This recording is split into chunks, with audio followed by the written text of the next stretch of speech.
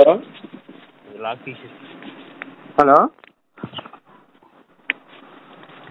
Hello చెప్పండి ఎవరు? ఒకసారి మీరు మాట్లాడింది ఒకసారి ఏమన్నా నేను చెప్తానమ్మా, నేను కంప్లీట్ అవ్వాలి. మేరీ అనే ఆమె యాక్చువల్ మొత్తం చెప్తాను నేనేనమ్మా ఓపిక చిన్నది, ఎందుకంటే మీరు గ్రహించలేరు ఇట్లాంటివన్నీ. మేరీ అనే ఆమె ఏం చేస్తుందంటే యేసోపు అనే అతన్ని పెళ్లి చేసుకుంటుంది. తెలుసు కదమ్మా మీకు? తెలుసా? మీరు యేసోపుని పెళ్లి చేసుకున్నప్పుడు ఏమైందంటే ఆమెకు అప్పటికే గర్భవతి అయి ఉంటుంది. యేసోపుని పెళ్లి చేసుకున్నప్పుడు గర్భవతిగా ఉంటుంది. ఇప్పుడు గర్భం రావాలి అని తెలియాలంటే ఎన్ని నెలలు టైం పట్టుద్ది? 3 నెలలు టైం పట్టుద్దమ్మా కదా. యేసోపుని పెళ్లి చేసుకున్నప్పుడు ఆమెకు 3వ నెల, అంటే అప్పుడే తెలుస్తుంది అన్నమాట ఈమె గర్భవతి అని చెప్పి. మరి అంతకుముందే పరిశుద్ధాత్మతో గర్భం చేయించుకున్నప్పుడు మరి 3వ నెలలో మరి గర్భవతి వీళ్ళిద్దరూ పెళ్లి చేసుకున్నప్పుడు ముందర యేసోపు చెప్పాలి కదా, ఏమండి పెళ్లి కాకముందే, ఏమండి నేను పరిశుద్ధాత్మ వల్ల గర్భవతి అయ్యాను కాబట్టి మీకు ఇష్టం ఉంటే నన్ను పెళ్లి చేసుకోండి, రేపు గర్భవతిని అయితానని చెప్పొచ్చు కదా. ఆ మాట చెప్పకుండా ఎందుకు దాచిపెట్టి పెళ్లి చేసి మోసం చేసింది యేసోపుని? చెప్పారు కదా, చెప్పిందండి. ఎప్పుడు చెప్పిందమ్మా? పెళ్ళైన తర్వాత చెప్పింది. పెళ్లి కుదిరాక పరిశుద్ధాత్మతో అమ్మా చెప్పిందా? నేను చెప్తాను ఏంటన్నమ్మా. మత్తయి సువార్త 1వ అధ్యాయము 18వ వచనంలో ఉంటుంది, వారిద్దరూ ఏకము కాక మునుపు పరిశుద్ధాత్మ వల్ల గర్భవతిని అని ఉంటుంది అక్కడ వచనం. పరిశుద్ధాత్మతో ఉంటదండి. అవునండి, పరిశుద్ధాత్మని కాదనలేదమ్మా. భర్త అప్పుడు వెంటనే ఆయన ఏమంటాడంటే ఈమెను విడిచేయాలి అని మనసులో అనుకుంటాడు. పెళ్ళైంది కాబట్టి విడిచేయాలనుకున్నాడు, లేకపోతే వెళ్ళిపోయేవాడే. పెళ్ళైంది కాబట్టి విడిచేయాలని ఆలోచన వచ్చింది. అంటే దీని అర్థం ఏంటి? ఆమె గర్భవతిగా 3 నెలలకు ముందే ఈమె కనుక చెప్పుకుంటే 3 నెలలకు ముందే పరిశుద్ధాత్మ గర్భం చేయడానికి వచ్చాడు కదా. వచ్చినప్పుడు మరి ఆ విషయాన్ని యేసోపుకి ఎందుకు చెప్పలేదు? ఏమంటే నేను 3 నెలలకు ముందే నాకు పరిశుద్ధాత్మ వచ్చాడు గర్భం చేశాడని. హలో చెప్పండి. మీరేనని చెప్పింది? అవును నాదేనండి. ప్రశ్న కరెక్ట్గా ఏమండి?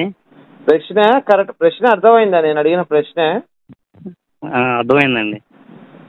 ఏం అర్థమైంది చెప్పండి. ప్రశ్న నేను అడిగిన ప్రశ్న ఏంటి చెప్పండి. ఇప్పుడు నీకు చెప్పింది మీకు అర్థం కాలేదా? స్వామి, నీకు నేను వేసిన ప్రశ్న అర్థమైందా లేదా అని తెలిస్తే నేనేం చెప్పాలో ఆలోచిస్తాను. నేను అసలు నేను వేసిన ప్రశ్న అర్థమైందో లేదో నువ్వు తెలియకుండా నీతో అక్కడ జరిగింది ఒకసారి ఇంకోసారి చెప్పండి, దాన్ని రిపీట్ చేయండి. ఇప్పుడు అది చెప్పింది ఒకసారి రిపీట్ చేయండి. తమ్ముడు నీకు అర్థం కావట్లేదు నేనేం చెప్తున్నా. నీకేం అర్థం? నేను అడిగిన ప్రశ్నలో నీకేమి డౌట్ ఉందో నువ్వు చెప్పని అడుగుతున్నా. ఇప్పుడు నువ్వు ఎందుకు కాల్ చేసావు? నేను వేసిన ప్రశ్నలో ఏదో తప్పు నువ్వు పట్టుకున్నావు, అవునా? ఆ తప్పు ఏంటని నువ్వు చెప్తే నాకు తెలుస్తుందంట. ఏంట తప్పు? నేను అడిగిన ప్రశ్నలో తప్పు ఏంటి? అరే ఆవిడే ఇప్పుడు మరింతలు ఉందండి. అవును ఉంది. ఆవిడ పరిశుద్ధాత్మ వల్ల అలా వచ్చింది, గర్భవతి అయింది. పరిశుద్ధాత్మ వల్ల గర్భవతి. మత్తయి సువార్త 1వ అధ్యాయం 18వ వచనంలో ఉంటుంది. ఇప్పుడు నీ డౌట్ ఏంది? నేను వేసిన ప్రశ్నలో నీ డౌట్ ఏంటి? ఇప్పుడు అవన్నీ దేనికి చెప్తున్నారు అసలు మీరు? బైబిల్ చెప్తున్నాను బాబా అందరికి. బైబిల్ చెప్తున్నాను. బైబిల్ చెప్తున్నారా? అవును. సరే నేను ఒక ప్రశ్న వేస్తాను, దాన్ని చెప్తారా మీరు? అంటే ఇప్పుడు నీ డౌట్ ఇది క్లియర్ అయిపోయిందా?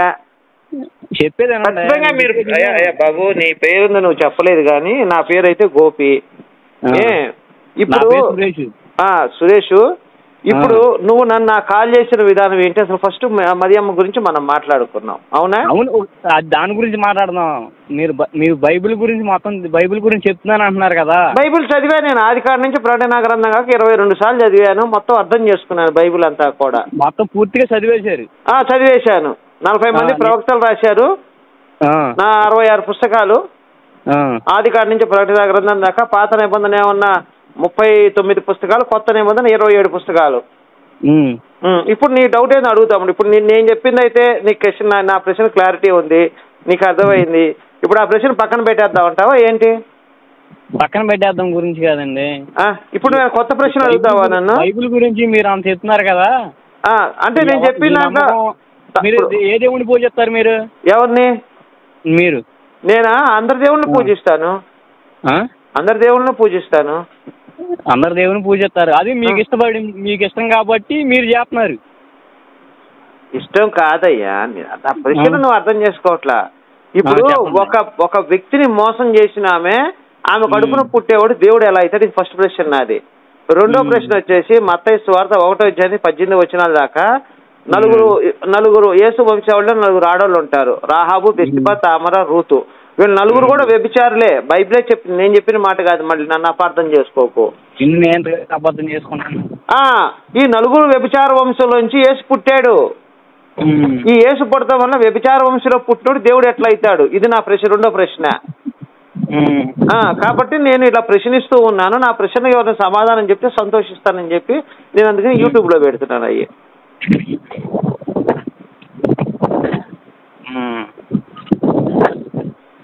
తప్పుడు బైబిల్ చదివావా నువ్వు? నేను బైబిల్ చదవలేదండి.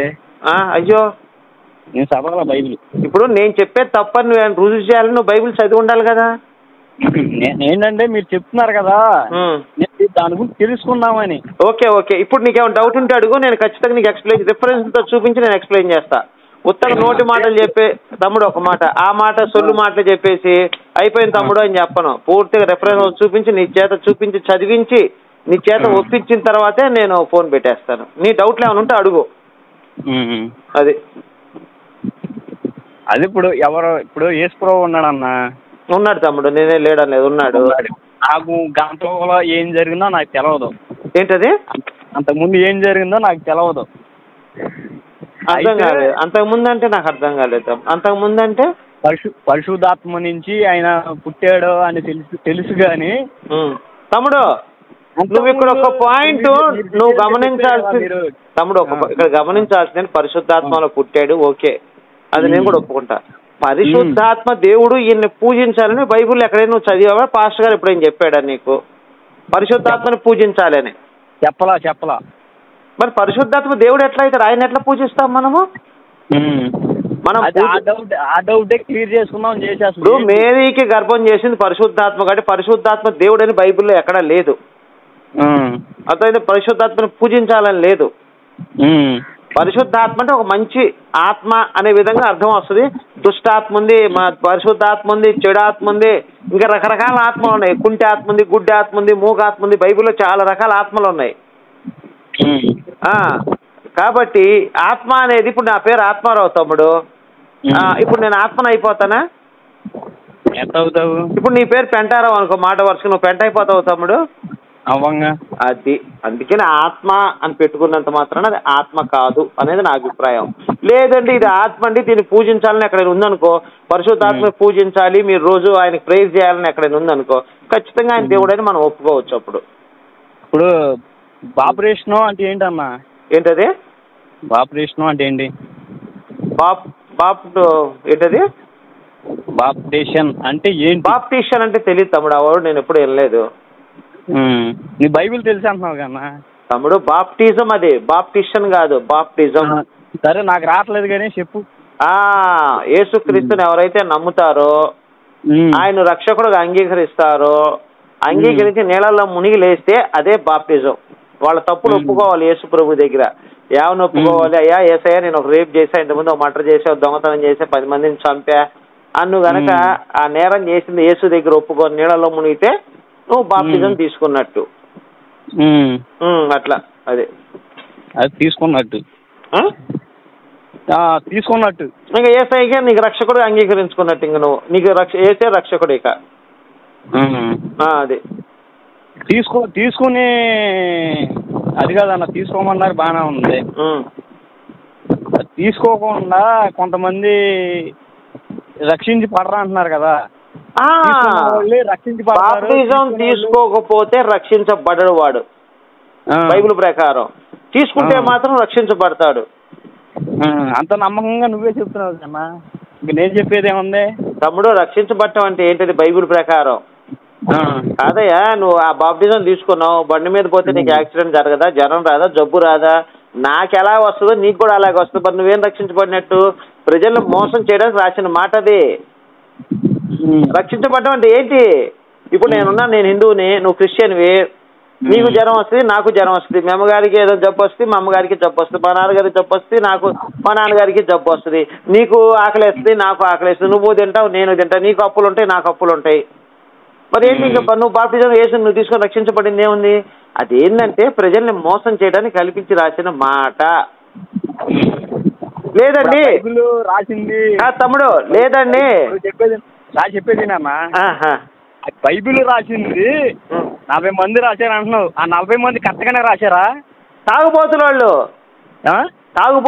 రాసిన వాళ్ళు తాగుబోతులు. అందుకే లోకమంది ఎలా చెప్పుకుంటున్నారన్నా 40 మంది రాశారని నీతో సహా? చెప్పుకోవడానికి ఇప్పుడు సముద్రం నీరుంది తమ్ముడు, అది ఉప్పగా ఉంటది, దేనికైనా పనికి వస్తుందా? పనికిరాదు. తాగడానికి పనికిరాదుగా, మిగతా వాటికి పనికి వస్తుంది. మూతి కడుక్కోవడానికి పనికి వస్తుంది. అది ఎంత మటుకు గొప్ప, అది అంత మటుకు వాడుకోవడానికే, కానీ మంచి నీరు అనేది తాగడానికి పనికి వస్తుంది. అన్నా నువ్వే మంచిది, ఉప్పు నీరు, సముద్రపు నీరు మంచిది గొప్పది అన్నావు అంటే తాగడానికి పనికిరాదు అది. అలానే బైబిల్ పరిశుద్ధ గ్రంథం. బైబిల్ గురించి మాట్లాడుతుంటే నువ్వేంటన్నా తమ్ముడు ఎగ్జాంపుల్ చెప్తున్నా. మంది రాశారు, నువ్వే అంటున్నావు. తాగుబోతులు రాసింది, తాగుబోతులు రాశారు 40 మంది. 40 మంది తాగుబోతులు రాశారు అంటున్నావు. అంతమంది దేనికి నమ్ముతున్నారన్నా? చర్చిలు ఎందుకు కడుతున్నారు? దేవుడు నాకు కావాలని ఎందుకు అంటున్నారు? నాకేంటి, నాకు అర్థం కావట్లా. నేను చెప్తాను, వింటావా?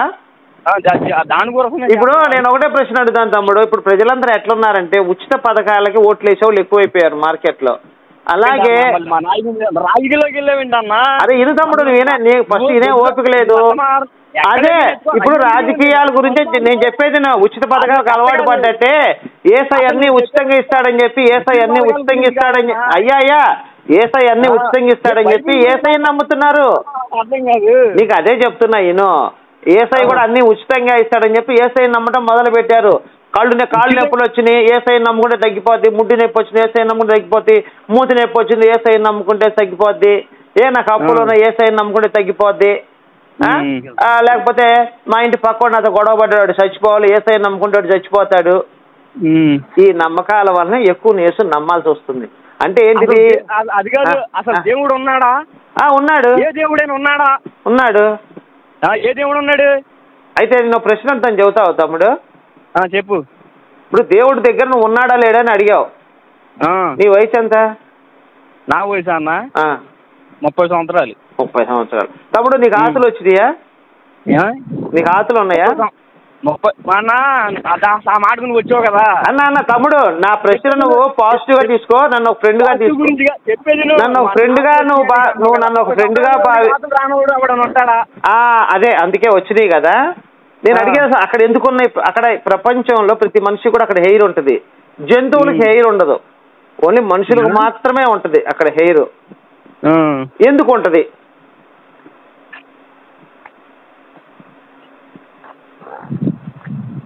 అది నాకు తెలియదు అన్న. మరి చూసావా, నువ్వు రోజు లేచి నువ్వు బయట ఉచ్చపోసుకునే దగ్గర ఎంటుకలు ఎందుకున్నా నీకు తెలియదు. నీకు దేవుడి గురించి చెప్తే ఏమర్థమవుతుంది తమ్ముడు? చెప్పు.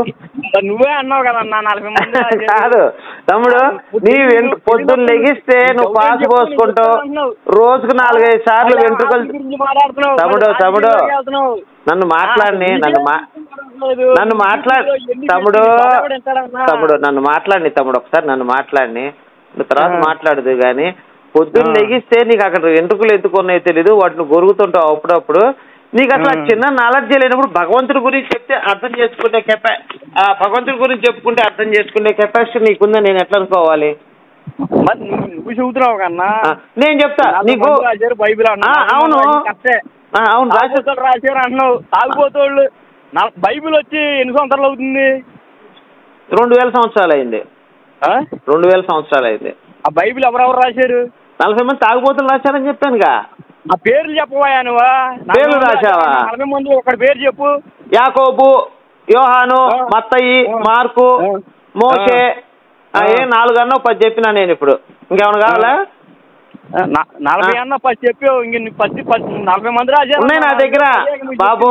ఆ 12 మంది శిష్యులు, మా యేసు సంబంధించిన 12 మంది శిష్యుల పేర్లు చెప్పమని చెప్తా. 40 మంది పేర్లు చెప్పమని చెప్తా. ఎందుకంటే బైబిల్ క్షుణ్ణంగా చదివినండి. నీకైతే బైబిల్ తెలియదు, నాకు అర్థమైంది. అసలు నీకు కనీసం నీ వెంట్రుకల గురించి కూడా నీకు నాలెడ్జీ లేదు. నీతో నేను డిస్కస్ చేయాలా? దాంట్లో దావీదు స్టోరీ తమ్ముడు సరే కానీ నీకు ఒక చిన్న విషయం చెప్తా. సరే మనం బైబిల్ గురించి తర్వాత మాట్లాడుకుందాం. నీకు ఒక చిన్న మాటను నా ఫ్రెండ్లీగా మాట్లాడుకుందాం మనం, ఓకేనా? నీకు ఒకటే ప్రశ్న అడుగుతున్నా. అన్న ఎందుకు పెట్టాడో తెలియదు, నేను చెప్తాను ఇನ್ನು తమ్ముడు. ఇది కూడా జనరల్ నాలెడ్జ్, సైన్స్ లాంటిది ఇది కూడా. ఇప్పుడు ఈ పెనీస్ అనేది అంటే తెలుసు కదా, కింద ఉన్నది చాలా సెన్సిటివ్ పార్ట్. సేమ్ ఆడవాళ్ళకు కూడా అదే సెన్సిటివ్ పార్ట్. నువ్వు పెట్టి కుడుతున్నప్పుడు ఏమైందంటే ఆ సెన్సిటివ్ పార్ట్లు దెబ్బతినే అవకాశం ఉంటుంది. అందుకని అక్కడ స్ప్రింగ్స్ లాగా ఉంటాయి మనకి, బాగా పెంచితే కట్ చేసుకోకుండా. అది ఒక కుషన్ లాగా ఉపయోగపడుతుంది మనకి. జంతువులకి ఎందుకు పెట్టలేదు? జంతువులు యాంగిల్స్ లో చేసుకో, ఒకటే యాంగిల్లో చేసుకుంటాయి అన్ని జంతువులు, కానీ మనిషి రకరకాల యాంగిల్స్ లో చేస్తుంటాడు. అందుకని చెప్పి ఆ సెన్సిటివ్ పార్ట్ దెబ్బ తినకుండా అక్కడ దేవుడు అనేవాడు వెంట్రుకలు పెట్టాడు. ఓకేనా? ఆ కుషన్ చూడు, నీకు రింగులు ఉంటాయి చూడు. ఇప్పుడు బండి ఉంది తమ్ముడు, 2 వీలర్, నువ్వు గతుకుల్లో వెళ్తున్నప్పుడు ఏమైంది, తప్పక గుంతలో పడగానే ఏమైంది, షాకప్ చేసి పనిచేస్తుంది. నువ్వు కూడా అమ్మాయి పెట్టి కొడుతున్నప్పుడు అవి షాకప్ చేసేలాగా పనిచేస్తాయి నీకు అవి. అర్థమైందా? ఇది ఈ చిన్న విషయం తెలియదు తమ్ముడు. మన దేవుడి గురించి, ఇది బైబిల్ గురించి మనకి ఎందుకు చెప్పు. నువ్వు చెప్తున్నావు కదా అన్న, అది అంటే నా అభిప్రాయం ఏం లేదు తమ్ముడు. నీకు చెప్పినా అయ్యో నేను చెప్పేది దేవుడి గురించి నువ్వు నేను మాట్లాడుకుంటే నువ్వు నేను ఎదురు బదురు కొట్టుకోవాలి. అయ్యో అవసరం లేదు. ఇప్పుడు నీకు అన్ని ఎక్స్ప్లెయిన్ చేశాను. నేను చెప్పిన దాంట్లో తప్పుంటే 40 అన్నావు, 40 మందిలో 10 మంది చెప్పావు. 40 మంది పేరు, నేను 40 మంది పేర్లు చెప్తే మరి ఒప్పుకుంటావు? 40 మంది అంటేనేమో ఏదో జనాలు పథకాలకి అమ్ముడిపోయారు అన్నట్టు చెబుతున్నావు నువ్వు. ఇంకేం? అవును. ఇప్పుడు నువ్వు క్రిస్టియనా, నువ్వు హిందువా తమ్ముడు? నిజం చెప్పు, నువ్వు క్రిస్టియనా హిందువా? నువ్వు ఇన్ని మాట్లాడినోడు ఇది ఒకటి తెలుసుకోలేవా అన్న? నాకు అవసరం. ఇప్పుడు సందర్భం వచ్చినట్టు నువ్వు ఎందుకు మారావు అది కూడా చెప్పు. నాకు క్రిస్టియన్ అనుకో అన్న, నేను ఎందుకు మారాను నిజాయితీ చెప్పు, నేను కూడా తెలుసుకుంటానుగా. మీ అమ్మగారు మారారు, మా అమ్మగారు ఇందుకు మారారన్న, మా నాన్నగారు మారారు, మా నాన్నగారు ఇందుకు మారారన్న. ఇప్పుడు ప్రతి ఒక్కడు హిందువే. వాడు మతం మారాడంటే అర్థం ఏంటి? వాడికి ఏదో అవసరం ఉండి దేవుడిని మొక్కుని అవసరం, వాడు మతం మారాడని నేను అనుకుంటున్నా. నువ్వు కాదని ప్రూవ్ చేయి తమ్ముడు, నేను ఒప్పుకుంటాను. నేను చెప్పినంటే తప్పు ఉంటే నువ్వు ప్రూవ్ చేయి. ఇప్పుడు అప్పుడు చెప్పాను, ఒకప్పుడు నరబ రాక్షసుడు నేను. నువ్వు నీకు మళ్ళీ నేను ఎట్టాగే ఏమంటే బైబిల్ పెట్టుకుని వెళ్ళేవాళ్ళ తిట్టేవాడిని. ఏమనేవాడిని, బైబిల్ తిట్టుకెళ్ళి మీరు అక్కడ ఏదో నష్టరాజ్యం తిట్టేవాడిని. తిట్టేపాటికి ఒక ఆవిడ అంటే నువ్వు మోక్షంగా ఉన్నావు, దేవుడి గురించి ఇలా వ్యతిరేకంగా మాట్లాడుతున్నావు, నీ జీవితంలో పెద్ద దెబ్బతింటావయ్యా అంది. బైబిల్ పెట్టుకెళ్ళిన వాళ్ళనే పాస్టర్ని తిట్టేవాడిని నీకు మళ్ళీనే. ఎదురు దెబ్బ తగిలింది నాకు. ఏం తగిలింది? తగులుతూ కూడా మామూలుగా తగలలా తమ్ముడు. చెప్తా ఏం తగిలింది, అది కూడా నాకు కూడా చెప్పింటాను కదా, నేను కూడా సంతోషిస్తానుగా. ఏమైందా? యాక్సిడెంట్ అయింది. యాక్సిడెంట్ నేను దేవుడి నమ్మను. ఒక ఆయన వచ్చాడు నీకు మళ్ళీ వచ్చి, అయ్యా నువ్వు పడిపోయావు, ఎందువల్ల అసలు ఏం జరిగింది ఏంటయ్యా అంటే, నేను పలానోళ్ళకు నేను ఇట్లా తిట్టానండి, ఆవిడ ఇట్లా చెప్పించింది, అయ్యా నువ్వు దేవుడిని తిడుతున్నావు, చాలా తప్పు అయ్యాది, నువ్వు ఇట్లా చేస్తే నువ్వు ఇప్పుడు ఆమె ఫోన్ నెంబర్ ఇయ్యి, ఆమె ఎదుగునే యేసు లంజా కొడుకు మేరీ లంజా అని తిడతాను తమ్ముడు. ఆమెను ఇష్టం చూసి నేనే తిడతాను. ఆమెను ఇష్టం వచ్చిన శాపాలు నన్ను పెట్టుకోమని చెప్పు. నేను ఆమెకు అవసరమైతే ఆమె ఇంటికి కూడా వెళ్ళి కూర్చొని యేసు లంజా కొడుకు మేరీ లంజా అని చెప్పి 10 సంవత్సరాలు తిడుతున్నప్పుడు నాకు కడుపు మండి తిడుతున్నా. మరి నాకు శాపం పెట్టమను. నేను ఎంతో మందిని తిట్టాను, నేను ఇట్లా నాకు శాపం పెట్టమను. యేసు వల్ల మరి వల్ల నీకు వచ్చిన ఇబ్బంది ఏంటి తమ్ముడు? ఇప్పుడు నేను కావాలని తిట్టలేదు. ఇప్పుడు నేను నువ్వేమన్నావు అన్నా, నా తిట్టినందుకు ఇలా జరిగింది అన్నావు. మరి నేను తిట్టే నాకు జరగాలిగా. యూదులు అందరూ ఉన్నారు ఇజ్రాయెల్ దేశంలో, యూదులు మొత్తం ఉన్నారు అక్కడ. యేసుని ఈ రోజు కూడా నమ్మరు. యేసు ఒక వ్యభిచార పుత్రుడని ఇజ్రాయెల్ దేశం మొత్తం స్టేట్మెంట్ ఇచ్చింది. ఈ రోజు కూడా అక్కడ ఇజ్రాయెల్ దేశంలో యేసుని ఎవరు పూజించరు. ఓకే, మరి వాళ్ళకి జరిగిందా? వాళ్ళందరికీ యాక్సిడెంట్లు జరిగిందా? నువ్వు ఆలోచించి, కొంచెం మైండ్ పెట్టి ఆలోచిస్తాముడు. జీవితంలో యాక్సిడెంట్లు జరగటం, లేదా మన కింద పడి దెబ్బలు తగలటము, లేదా నడుచుకుంటూ జారి పారటము, లెప్పులు రాకపోవటం, రాకపోవడం, ఎన్ని కామన్ తమ్ముడు, ఎన్ని కామను. ఆడిని తిట్టాము. యేసు ప్రభు నిజం యేసు ఉంటే ఏమన్నా చాటిస్టా తమ్ముడు? నువ్వు యేసుని తిడితే నేను తీసుకెళ్లి యాక్సిడెంట్ చేపిస్తాడా? చాటిస్ట్ దేవుడు అవుతాడు అప్పుడు ఆయన కదా? కాదు తమ్ముడు, ఆయన చాటిస్ట్ దేవుడు అవుతాడు. కానీ దేవుడు ఎట్లా అవుతాడు తమ్ముడు? దేవుడు అంటే ఎవరు? సర్వజ్ఞాని. ఆయనకి ఆయన తిట్టినా సరే పట్టించుకోడు, ఆయన ఏమన్నా సరే పట్టించుకోడు. అలాంటి దేవుడు. అర్థమైందా? సర్వజ్ఞాని అయి ఉంటాడు. జ్ఞాని అంటే ఏంటది? నన్ను తిట్టాడు, ఇటు తీసుకెళ్లి యాక్సిడెంట్ చేయించాలా, వాడు తిట్టాడు అని తీసుకెళ్ళి నూరు కాలంలో పడేయాలా, ఇటు తీసుకెళ్ళి కాలు ఇరగొట్టాలా, ఆడు దేవుడు ఎట్లయితాడు తమ్ముడు? నువ్వు కొంచెం ఆలోచించు. ఇప్పుడు నేను వ్యతిరేకంగా బైబిల్ గురించి మాట్లాడుతున్నాను కదా, నీ మనసు పెట్టి నువ్వు ఆలోచించు. అవును, ఇప్పుడు రాముడు ఉన్నాడు, రాముడు ఉన్నాడు. రాముడు దేవుడేనా? రాముడు చెప్తాను నేను తీసుకెళ్ళి రాముడు యాక్సిడెంట్ చేసి చంపడు తమ్ముడు. నేను దానికి స్టేట్మెంట్ ఇస్తాను. ఆయన దేవుడా కాదని తర్వాత సంగతి. నువ్వు రాముడు తిట్టినంత మాత్రాన అన్న ఇను తమ్ముడు, నువ్వు వినవై బాబు. నేను చెప్పేది నువ్వు రాముడు తిట్టినంత మాత్రం నీకు యాక్సిడెంట్ జరగదు, నాది హామీ. రాముడు ఉన్నాడు. అయితే నేను ఒకటే అడుగుతున్నా, ఏసుని తిడితే నాకు యాక్సిడెంట్ అయితే, నేను అడిగిందని చెప్పి ఏసుని తిడితే యాక్సిడెంట్ అయితే నాకు చెప్పేది అయ్యా బాబు నువ్వు ఏందయ్యా, నువ్వు పద్ధతిగా మాట్లాడయ్యా. ఇప్పుడు నేను అడిగాను రాముడిని తిడితే యాక్సిడెంట్ కాదు, రాముడిని ఏమన్నా సరే పట్టించుకోడు ఆయన. అలానే ఇప్పుడు నేను ఏసుని తిడితే కాదు, నేను ఏసుని తిడితే నాకు యాక్సిడెంట్ అయితే అది చెప్పు నాకు ఫస్ట్, తర్వాత మాట్లాడదాం మనం. ఏసుని తిడతాం తప్పేనన్నా నువ్వు చేసేది. తప్పే తమ్ముడు, సార్ తప్పేనన్నావు. ఇప్పుడు నాకు యాక్సిడెంట్ అయితే నువ్వు ఎట్లా ఉంటావు అని చెప్తే నేనే చెప్తున్నా నీకు. ఇప్పుడు తెలియదు నీకు నడిచే ముందుకు తెలుస్తుంది నీకు. నేను ఇప్పుడు కాదు తమ్ముడు, 10 సంవత్సరాలు ఇదే పని నాకు. 10 సంవత్సరాలు నేను 15 సంవత్సరాలు నేను నీకు మళ్ళీ మొండిత్తంగా ఇప్పుడు కరెక్టే తమ్ముడు. నువ్వు నాకు కనుక ఇప్పుడు నాకు అపకారం జరిగితే ఏసి చేసినట్టు అయితే అది నా తలరాత ప్రకారం జరిగినట్టు అయితే నాకు చెప్పు, నువ్వు చెప్పు ఒక మాట అనుకుందాం. ఇప్పుడు నాకు జ్వరం వచ్చి హాస్పిటల్లో చేరాను తమ్ముడు, ఆపరేషన్ చేశారు, అది వేసుని తిట్టినందుకు అనుకోవాలి నేను? అంతకంటే అజ్ఞాని మూర్ఖుడు రెండోవాడు ఎవడైనా ఉంటాడు ప్రపంచంలో? ఈరోజు చాలా మందికి యేసుని తిట్టిన వాళ్ళు కూడా యాక్సిడెంట్ జరిగింది. యేసుని అసలు దేవుడు లేడని చెప్పే కత్తి మహేష్ గాడు ఉన్నాడు, వాడు చచ్చిపోయాడు యాక్సిడెంట్ లో. కత్తి మహేష్, నువ్వు పేరు వినే ఉంటావు. మరి వాడు అసలు ఏ దేవుడిని నమ్మడు, వాడు చచ్చిపోయాడు. మరి వాడి సంగతి ఏంటంటావు? యాక్సిడెంట్ అయ్యి యేసుని తిట్టిన వాళ్ళందరూ యాక్సిడెంట్ అయిపోతారు. కరుణాకర్ గారు తమ్ముడు, కరుణాకర్ గారు ఉన్నాడు, యూట్యూబ్ లో కొట్టి చూడు. కరుణాకర్ గారు ఉన్నారు, ఆయన ఎప్పటి నుంచో యేసు గురించి బైబిల్ గురించి విమర్శలు చేస్తున్నాడు, బైబిల్ కూడా ఉన్నట్టు చెప్తున్నాడు. మరి ఆయనకి యాక్సిడెంట్ అయిందా? ఎందుకు తమ్ముడు నువ్వు కాదు తమ్ముడు, నువ్వు తెలివి తక్కువ అని చెప్పి ఊళ్ళో వాళ్ళందరూ తెలివి తక్కువ కమ్మంటావే నీ ఉద్దేశం? నువ్వు చెప్తుంది అట్లనే ఉంది నాకు. నువ్వు మాట్లాడేదంతా రాంగే. ఎట్లా రుజువేంటి? చెప్పేని రాంగే. రుజువేంటి?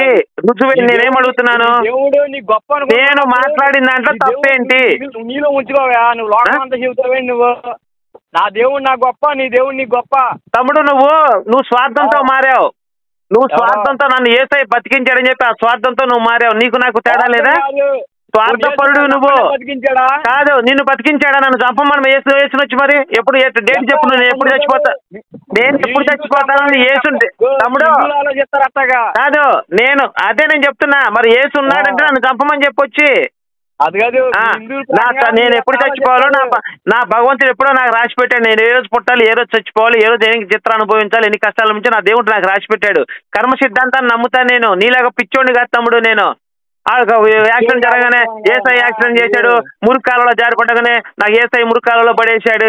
అదే పిచ్చోడు, ఆ చదువు లేనోడు మూర్ఖులు మాట్లాడే మాటలు తమ్ముడు. చదువుకున్నాడు నీలాగా మాట్లాడు. అది కాదు, గొప్ప వాళ్ళు గొప్ప వీళ్ళు గొప్ప. నేను ఒక ప్రశ్న నువ్వు చెప్పలేకపోతున్నావు. నువ్వు ఏం ప్రశ్న? అది కాదు, ఏదో సరే ముక్కు సూటిగా మాట్లాడాలి. నువ్వు దొడ్డుకి దారికి అడి తిప్పుతున్నావు. నేను అడిగే ప్రశ్న దేనికి నువ్వు సమాధానం చెప్పలా నువ్వు? సరే, ఇది నేను నీ కాల్ రికార్డింగ్ తమ్ముడు యూట్యూబ్ లో పెడతాను. నేను మాట్లాడిన దాంట్లో తప్పు ఉంది అనుకో, నేను మాట్లాడిన దాంట్లో తప్పు ఉంటే అందరు నన్ను ప్రశ్నిస్తారు. లేదు, నీ నెంబర్ కూడా ఫోన్ నెంబర్ యూట్యూబ్ లో పెడతాను నేను. నీది పెడితే నీకు కాల్ చేస్తారు వాళ్ళు. నేను మాట్లాడింది రైటా, నువ్వు మాట్లాడింది రైటా కాల్ చేసి చెప్తారు. నాది నెంబర్ పెడతా యూట్యూబ్ లో, నీ నెంబర్ పెడతాను. మరి ఎవడు దేవుడు ఆడు గొప్ప కరెక్టే. మా ఇళ్ళకి వచ్చి మరి ఆ పుస్తకం తీసుకొచ్చి అయ్యా మా యేసు ప్రభుని మీరు నమ్మాలి అని సువార్తలు మా ఇంటికి హిందువులు ఇళ్ళకి వచ్చి ఎందుకు చెప్తున్నారు? చెప్పొద్దని చెప్పు. అదే కదా నేను చెప్తున్నా, అందుకే కదా. నచ్చనప్పుడు నువ్వేమంటావు? నా దేవుడు నాకున్నాడు, నీ దేవుడు నీకున్నాడు, నువ్వు చెప్పు తమ్ముడు. నేను అదే మాట చెప్తున్నా. నాకు మొన్న ఒక అమ్మాయి కనపడింది అక్కడ కుకటపల్లిలో ఒక మాల్ దగ్గర. ఆ అమ్మాయి చేయి పట్టుకొని తమ్ముడు వినాలి, నువ్వు వినాలి, ఆ అమ్మాయి చేయి పట్టుకొని నీకు ఇష్టమైతారా లేకపోతే లేదన్నా నా మీద పోలీస్ కేసు పెట్టింది. అదేంటి నీకు ఇష్టమైతే వస్తానని చెప్పి లేకపోతే లేదు పోలీస్ కేసు ఎందుకు పెట్టావని అడిగా. నీలాగనే అడిగా నీకు ఇష్టమైతే రా ఒక రౌండ్కి, లేకపోతే వద్దని చెప్పా. నా మీద పోలీస్ కేసు పెట్టింది అడుగుతున్నాడు నేను. నువ్వు అడిగినట్టే నువ్వు చెప్పినట్టే చెప్పా. మరి అదేంటి తమ్ముడు, అది అన్యాయం కదా? మరి అమ్మాయి ఎట్లా పెడతావు? నువ్వు చెప్పిన మాటేగా మరి అది. నేను చెప్పిన మాట అంటే నువ్వు అక్కడ నేను చెప్పిన మాట వేరుగా ఉంది, నువ్వు అడిగిన మాట మరి అది ఇది కూడా నువ్వేమన్నా ఇంతకుముందు ఇష్టం ఉంటే తీసుకోవాలి, లేకపోతే లేదన్నావు. సేమ్ అదే డైలాగ్ వేసాను అక్కడ. నువ్వు ఆ డైలాగ్ వేయాలి. ఆ డైలాగ్ వేస్తే నీకు పోలీస్ కేసు పెట్టదు. నేనేమన్నా నీకు ఇష్టమైతే ఒక రౌండ్ రా, లేకపోతే లేదని చెప్పా. నువ్వు అన్నమాట ఇష్టమైతే యేసు గురించి నమ్ము, లేకపోతే లేదని చెప్పినావు కదా. అసలు నువ్వు నా దగ్గర రావటం ఎందుకు, వాడి గురించి నాకు చెప్పటం ఎందుకు? నీ దేవుడు అయితే నమ్మకం అయితే నీ ఇంట్లో పెట్టుకో, నువ్వు పూజించుకో. తమ్ముడు నీకు నమ్మకం ఉంటే నువ్వు కాదు, నీకు తమ్ముడు యేసు నిన్ను యాక్సిడెంట్ చేయించాడు, బతికిచ్చాడు. ఆయన శాడిస్ట్ అని నమ్ముతూ గొప్పడు నమ్ముతూ అది నీ ఇష్టం. అర్థమైందా? ఆయన యాక్సిడెంట్ చేయించాడు, నేను యేసుని నమ్ముకోవడం, నువ్వు బతికావు. యేసుని నమ్మకపోతే అదే రోజు చచ్చిపోయాడు. మరి ఇది నా ప్రశ్న, సమాధానం చెప్పు కరెక్ట్ గా. యేసుని నమ్మకపోతే చచ్చిపోయేవాడిని. నువ్వు ఇప్పుడు దేవుడు శాడిస్టా, వాడు మంచోడా? దేవుడు అనేవాడు మంచోడా శాడిస్టా నీ దృష్టిలో? దేవుడు గొప్పడే. తమ్ముడు నేను ఒక మాట, ఒక్క నిమిషం, నీకు ఒక కత్తిపోటు వేసి తమ్ముడు నీకు కత్తిపోటు వేసి హాస్పిటల్ చేర్పించి నువ్వు నన్ను నమ్మితేనే నువ్వు బతుకుతావు, లేకపోతే నువ్వు చచ్చిపోతావు హాస్పిటల్ అని చెప్పి నీ దగ్గరికి వచ్చి అన్నాను అనుకో, అప్పుడు నువ్వేమంటావు? అన్న ఏందన్నా ఈ బ్లాక్ మెయిలింగ్ ఏందన్నా నువ్వు చేసేది, సమన్ చేసే మనుషులు చేసే పనైనా నువ్వు అంటావు, అవునా కాదా? నేను ఒక కత్తిపోటు పొడిచి నేను హాస్పిటల్లో చేర్పించి నేనే ట్రీట్మెంట్ చేయించి అయ్యా వీడు కనుక నన్ను మంచోడు అనుకోతే చంపేయండి అని డాక్టర్ చెప్తా. లేదు ఆయన నన్ను చంపేయండి అండి, నేను మంచోడు, గోపి మంచోడు కదా, ఇన్ని చంపేయండి అని చెప్తా డాక్టర్లకి. అప్పుడు నువ్వు అంటావు గోపి మంచోడు అంటావు, నువ్వు బతుకుతావు. అంటే ఇప్పుడు నేను శాడిస్ట్ని దుర్మార్గుని. మరి యేసుగాడు చేస్తే అదే పని కదా ఇక్కడ. నేను ఇంతకు ముందే చెప్పా, మీరంతా స్వార్థంతో ఏదో పథకాల కోసం ఆశపడి మీరు యేసుని నమ్ముతున్నారు తప్ప నిజంగా మీరు నమ్ముకోవట్లే. మనసు పెట్టి డబ్బులకు ఆశపడో, రోగం తగ్గుద్దని ఆశపడో, హాస్పిటల్ తగ్గించడం ఆశపడో, మాది ఫస్టే చెప్పాను నీకు నేను. అది నీ సాక్ష్యం కూడా కరెక్ట్ గా అంటే చెప్పావు నువ్వు కూడా. అర్థమైందా? తమ్ముడు నువ్వు హాస్పిటల్ చేస్తావు ఎందుకు? ఆ యేసుని నమ్ముకుని ఇంట్లో నువ్వు ట్రీట్మెంట్ చేస్తూ ఇంట్లో కూర్చోవచ్చుగా. హాస్పిటల్ ఎందుకు చేరావు? నువ్వు హాస్పిటల్ ఎందుకు చేరావు? ఇంట్లో కూర్చో. నేను ఒక పని చేస్తాను, నీకు తమ్ముడు కాలు నరికేస్తాను. ఇప్పుడు నువ్వు యేసుని నమ్ముకుని ఇంట్లో కూర్చొని తగ్గించుకో. మరి నువ్వు హాస్పిటల్కి వెళ్తావు ఎందుకు? ఇంకా మాట ఎందుకు రాంగ్ అయితే తమ్ముడు? నువ్వేమన్నావు? యేసుని నమ్ముకున్నా నేను హాస్పిటల్ చేసి బతికానన్నావు. అదే యేసుని మళ్ళీ నమ్ముకో, కాలు నరికేస్తానని చెప్తున్నా. నువ్వు ఆ యేసే నమ్మించుకో, కాలు మొలిపించుకో, కొత్త కాలు మొలిపించుకో. నీకు అంత నమ్మకం ఉంటే నేను నీ మతంలోకి వచ్చేస్తాను. కాదు, నా తమ్ముడికి కాలు వచ్చింది, కొత్త కాలు మొలిపించాడు యేసయ్య అని చెప్పి నేను కూడా నీ మతంలోకి వచ్చేస్తాను. నేను కూడా యేసుని నమ్ముతాను. ఇంకా అది కాదన్నా, దేవుడి ఫోటోలు ఎందుకన్నా పెడతాం? ఏ దేవుడి ఫోటో? ఎవడు పెట్టాడు? ఎవడు దేవుడి ఫోటో ఎట్టుకుంటున్నాడుగా. పెట్టుకొని అది మనం ఏం చేస్తాం? వాడి హాస్పిటల్ వాడి ఇష్టం. ఏ దేవుడు పంపుడు కదా వాడి ఫోటో పెట్టుకుంటే, ఎన్టీఆర్ ఫోటో, అంబేద్కర్ ఫోటో పెట్టుకుంటాడు, లేదా ఇంకొకటి ఫోటో పెట్టుకుంటాడు. మనకెందుకు తమ్ముడు వాడు ఏం పెట్టుకుంటే? ఎన్టీఆర్ బొమ్మ పెట్టుకున్నాడు. మనకెందుకు? వాడు హాస్పిటల్ వాడు ఏది పెట్టుకుంటే మనకెందుకు తమ్ముడు? ఇప్పుడు అంతే కాదు. ఇప్పుడు నువ్వు నిజంగా తమ్ముడు, నువ్వు నిజంగా స్వార్థపరుడివి, దుర్మార్గుడి. నా స్టేట్మెంట్ ఇది. అసలు ఇప్పుడు ఎంత మంది యాక్సిడెంట్ అయ్యి ఏ దేవుడిని నమ్మకుండా బయటకు వచ్చిన నేను ఎంతమందిని చూపించమంటావు? ఎవరు? నేను ఎంతమందిని చూపించమంటావు? నువ్వు వస్తావా? మరి ఇప్పుడు నువ్వు బయలుదేరరా, నువ్వు హైదరాబాద్ బయలుదేరరా. నేను హాస్పిటల్ తమ్ముడు, నువ్వు హైదరాబాద్ మానవుడు లేడు, ఏ దేవుడు? నిస్వార్థమైన దేవుడు, స్వార్థం లేని దేవుడు. నువ్వు చెప్పింది కరెక్టే, స్వార్థం లేని దేవుడు. ఈడు నాకు కొబ్బరికాయ కొట్టాడు, వీడికి నేను బతికిచ్చేస్తాను, ఈడు నాకు ఒక సామాన్యంగా వెలిగిచ్చాడు, వీడికి హాస్పిటల్ నుంచి పరిగెత్తిచ్చేస్తాను బయటికి. ఆడుగా ఈడో కానుక ఇచ్చాడు, ఒక 1000 రూపాయలు నా కానుక, ఈయన పరిగెత్తిచ్చా హాస్పిటల్. ఆడుగా దేవుడు కాదు తమ్ముడు, అలాంటి వాడు దేవుడు కాదు తమ్ముడు. ఆడు శాడిస్టు, సైకో, వ్యాపారస్తుడు అవుతాడు. అర్థమైందా? నువ్వు చెప్పేది కరెక్ట్ కాదు. అరే అన్నావు, దాని స్టేట్మెంట్ ఇచ్చావు, మరి నేను చెప్పిన దాన్ని ఖండించు. నువ్వు ఎట్లా తప్పు చెప్పు. రాముడు అన్నావు, సీతను తీసుకెళ్లిపోయాడు రావణాసుడు, సీతను కనిపించాడయా. అంటే ఇక్కడ రాముడు అదే చెప్తున్నా నువ్వు చెప్తున్నా. నేను ఎవడైనా సరే పక్కనోడు భార్య ఎత్తుకెళ్తే వాడిని చంపేయండి అని చెప్పి రాముడు చెప్పాడు. ఏం చెప్పాడు? పక్కనోడు భార్య నువ్వు గనక ఆశిస్తే నువ్వు చచ్చిపోవాల్సిందే అని చెప్పాడు. ఏంటి చెప్పావు? ఏం చెప్పావు? తాతమ్ముడు నీ పెళ్ళాన్ని ఎత్తుకెళ్తే నువ్వు మెలకుండా ఊరుకుంటావు, క్షమిస్తావు అని? లేకపోతే రాముడిలాగా శిక్షిస్తావా? ఏసైలాగా క్షమిస్తావు, రాముడిలాగా శిక్షిస్తావా? నీ పెళ్ళాన్ని ఎవడైనా ఎత్తుకెళ్తే? నువ్వు మాట్లాడే మాటలని రాంగ్ మాట్లాడుతున్నావు. తమ్ముడు నేను అడిగిందని చెప్పు. నీ పెళ్ళాన్ని ఎవడైనా ఎత్తుకెళ్తే, ఇప్పుడు సీతను ఎత్తుకెళ్లారు అన్నావు, రాముడు వెళ్ళి చంపేశాడు. ఇప్పుడు నీ పెళ్ళాన్ని ఎత్తుకెళ్తే ఏసైలాగా క్షమిస్తావా, రాముడిలాగా శిక్షిస్తావా? ఫస్ట్ నా క్లారిటీ ఇవ్వు దీనికి.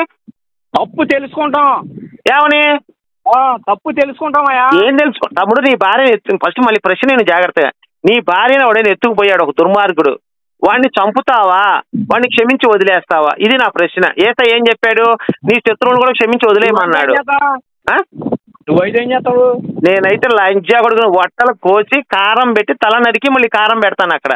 నేనైతే రావణాసుని ఎందుకు చేయలే? చేశాడుగా తమ్ముడు, కుక్క చావు చచ్చాడుగా, కుక్క చావు చచ్చాడు. వాడికి సపోర్ట్కి వచ్చిన కుంభకర్ణుడు, మేఘనాథుడు, ఎంతో మంది రాక్షసులు సపోర్ట్కి వచ్చిన వాళ్ళు మొత్తం చెడుకు సపోర్ట్కి వచ్చిన వాళ్ళందరూ నాశనం అయిపోయారు. అందరిని సపోర్ట్గా రాముడు దేవుడు. తమ్ముడు నీకు అర్థం కావట్లేదు. చెడుకు సపోర్ట్ ఎవడొచ్చినా వాడు కూడా చచ్చిపోతారని చెప్పి రామాయణం చెప్పింది. ఒకటి తప్పు చేసి వాడు వెనక నువ్వు నిలబడితే వాళ్ళు కూడా చచ్చిపోతారని చెప్పి రామాయణం చెప్పింది మనకి. అంతేగాని మొహం మీద ఉమ్మేయించుకున్నాడు దేవుడు కాదు తమ్ముడు, గుర్తుపెట్టుకో. మొహం మీద ఉమ్మేయించుకున్నాడు, గుద్ద మీద తన్నించుకున్నాడు దేవుడు కాదు. తప్పు చేస్తే శిక్షించేవాడే దేవుడు. తప్పు చేస్తే శిక్షించేవాడే దేవుడు. క్షమించేవాడు దేవుడు ఎట్లా అవుతాడు? ఇప్పుడు మీ ఇంటికి వచ్చి కాదు తమ్ముడు, మీ ఇంటికి వచ్చి మొత్తం దోచుకుపోతా, నన్ను క్షమిస్తావా నువ్వు? మరి క్షమిస్తాడంటే ఎవడ పాపం ఆడు అనిపిస్తాడు. మరి ఆ పని చేయి తమ్ముడు, మీ ఇంటికి అడ్రస్ చెప్పు, మొత్తం బంగారం మొత్తం నగలు దోచుకుపోతా. నేను ఈ గొడవ అంతా ఎందుకు, నేను యూట్యూబ్ పెట్టుకొని నేను చస్తున్నాను కానీ మీ ఇంటికి అడ్రస్ చెప్పు. శుభ్రంగా నా మీద, ఇదిగో నేను ముందే చెబుతున్నా, నా మీద తమ్ముడు నా మీద కేసు కూడా పెట్టకూడదు. ముందే చెబుతున్నా, నా మీద కేసు కూడా. నీ బండి కాదు, నీ బండి, మీ ఇంట్లో బంగారం వస్తువులు టీవీ మొత్తం లారీ ఎత్తుకొని ఎత్తుకుపోతా. నువ్వు నన్ను క్షమించేయాలి. మరి అది కాదు, నువ్వు అన్నావు కదా, నువ్వు చెబుతున్నావు కదన్నా, మరి మాటలు చెబుతున్నావు కదా. కాదు తమ్ముడు, నువ్వే ఇప్పుడు రాముడు చేసింది రైట్ అని నా దృష్టిలో నేను అంటున్నా. నువ్వేమంటున్నావు? లేదు ఏసఐ చేసింది నువ్వు కరెక్ట్ అని నువ్వు అంటున్నావు. మరి ఇప్పుడు నేను మీ ఇంటికి వచ్చి మొత్తం దోచుకొని వెళ్తే నన్ను క్షమించాను నువ్వు. మా తమ్ముడే, మా అన్నయ్య కదా ఎత్తుకెళ్ళింది, నేను క్షమించేశానని చెప్పి నువ్వు ఒక మాట చాలు. అనుమానించాడు ఎందుకనమ్మా? ఎవరిని? రాముడు. నువ్వు కనుక ఆ రిఫరెన్స్ చూపిస్తే నేను కూడా నీ క్రిస్టియన్ మతంలోకి వచ్చేస్తా. అనుమానించాడని చెప్తే చూస్తున్నారు కదమ్మా. ఏందులో ప్రతి ఒక్కరు హిందీలో చెబుతున్నారు తమ్ముడు. ఇంత ముందు మేరీ పతివ్రత కాదు, ఎలా కాదో నీకు రిఫరెన్స్ చూపించి చెప్పాను. నువ్వు కూడా అలానే రామాయణంలో సీతని రాముడు ఇక్కడ అనుమానించాడు అనే కనుక రిఫరెన్స్ చూపించి మాట్లాడితే ఖచ్చితంగా నీకు సమాధానం చెప్తా. సమాధానం నేను చెప్పలేకపోతే నేను నీ మతంలోకి వచ్చేస్తా. కానీ నువ్వు నా మతంలో రావుతూ నువ్వు యేసుని నమ్ముకో, నాకు ఎటువంటి అభ్యంతరం లేదు. ఓకేనా? మాటలు ఎత్తుకుని మాట్లాడుతున్నావు.